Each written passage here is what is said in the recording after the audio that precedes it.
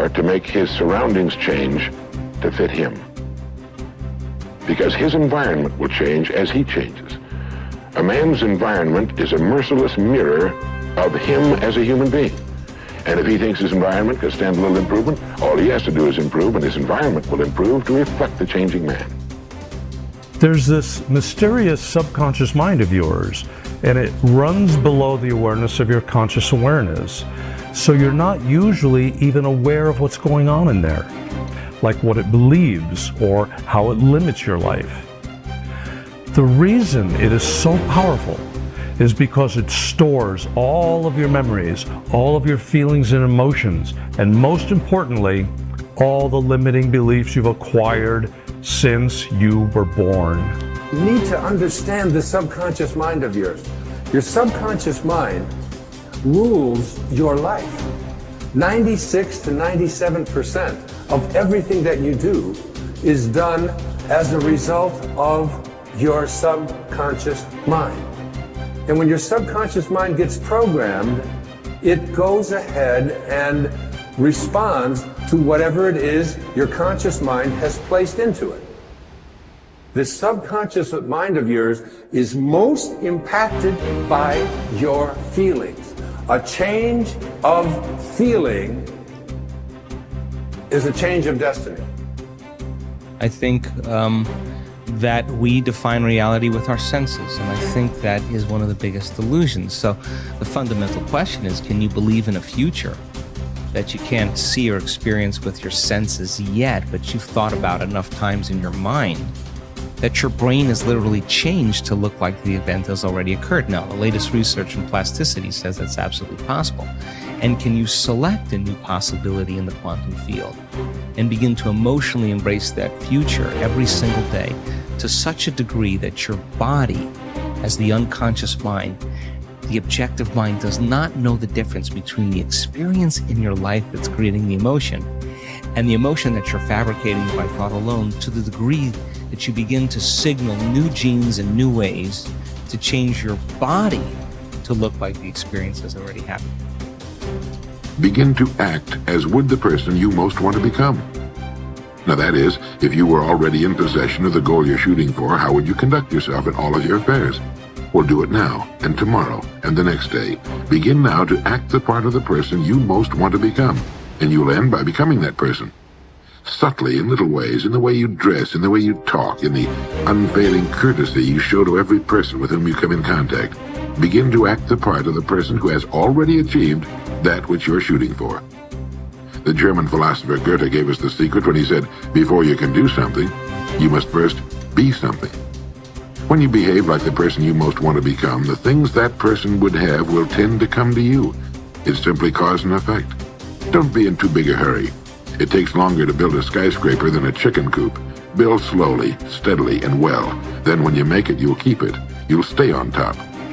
Your self-concept is your operating system.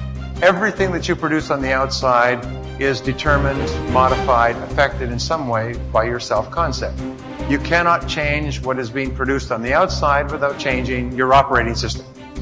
You always perform on the outside based on how you think on the inside. Now there are laws. The law of belief says that your beliefs become your realities. But the things that you believe may not necessarily be true. However, if you believe them intensely enough, they will become true for you. The law of attraction says that you attract into your life people and circumstances in harmony with your own thoughts. And your own thoughts may be positive or negative. They may be uplifting or depressing, but whatever, you'll attract people and circumstances just like them. The law of expectation says that your expectations tend to become your own self-fulfilling prophecies. In other words, what you expect to happen usually does. For instance, your expectations could be that you are destined to have an extraordinary life and be extremely successful. Is that no matter what happens, it's all part of a learning process that is leading you inevitably to great success, happiness, and accomplishment. And if you absolutely expect that to be true, if that's your fundamental belief, then over time that will become true. You'll be able to throw off the ups and downs of life. You'll be able to ignore the negative influences around you. If you confidently expect to be a great success, then by gum, you sure will be. No matter what people tell you, You just say, well, it'll be all right. Everything will work out fine.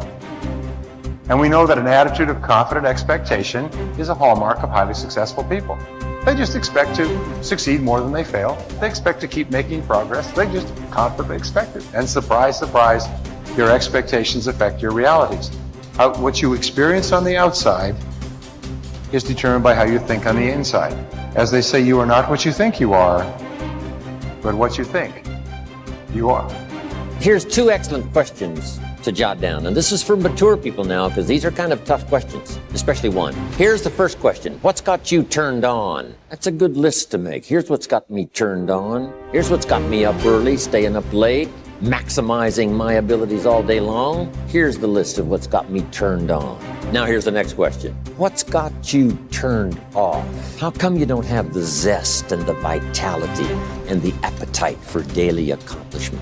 I started making a list of the things that had me turned off. And once I got that settled and then started making a list of what had me turned on and what would turn me on in the future, I'm telling you, my life has never been the same. It was like a revolution, a personal revolution, a 180-degree turn. I can't say it strong enough. It's easy to get lazy in designing the day and designing the year and designing the future and designing what you want to accomplish and just cross your fingers and hope it'll all work out, that the favorable winds will blow it all your way. I'm telling you, it's not going to happen. So this is part of the exercise. It's just, buckling down, making this list.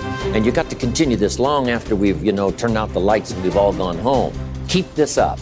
And one of the best ways to keep it up, I've already covered yesterday, is what? Teach it. Key is to teach it. Jan was right. You don't need recognition. Just go give everybody you can think of that deserves it recognition. And your own self-satisfaction is recognition. Now, if they never put a crown on your head, who cares? One of the great rules, by the way, one of the most important of all principles, is to challenge your self-limiting beliefs. You see, we are all plagued by self-limiting beliefs.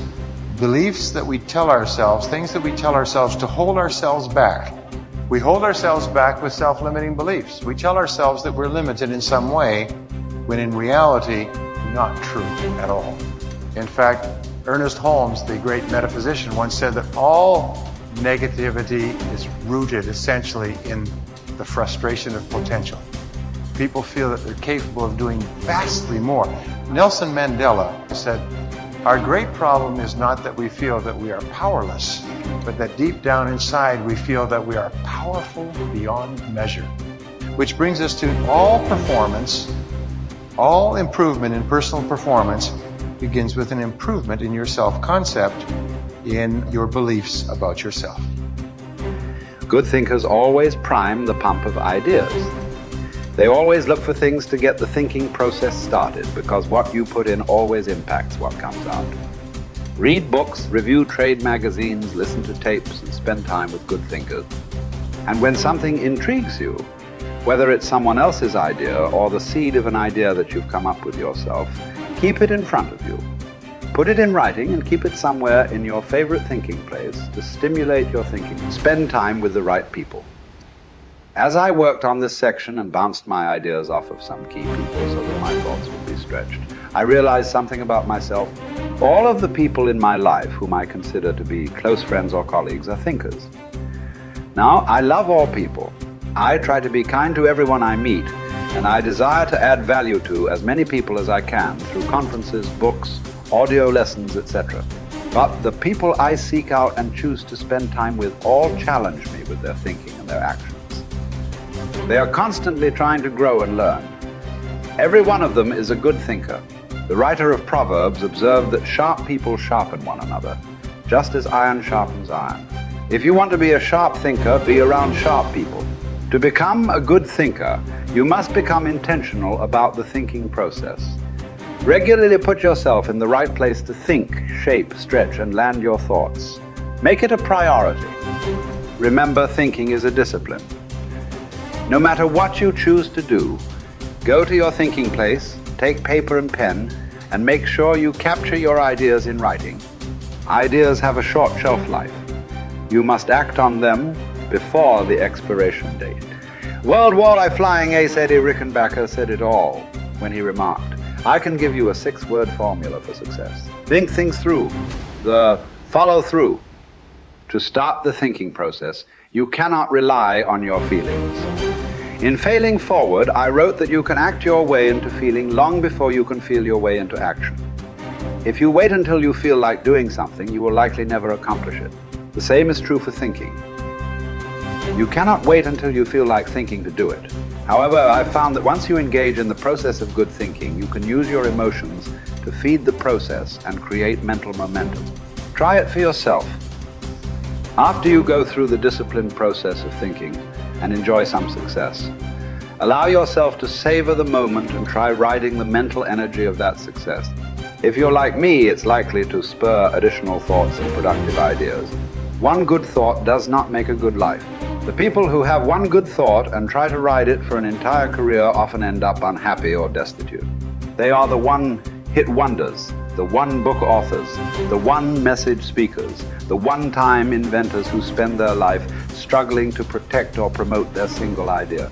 Success comes to those who have an entire mountain of gold that they continually mine, not those who find one nugget and try to live on it for 50 years.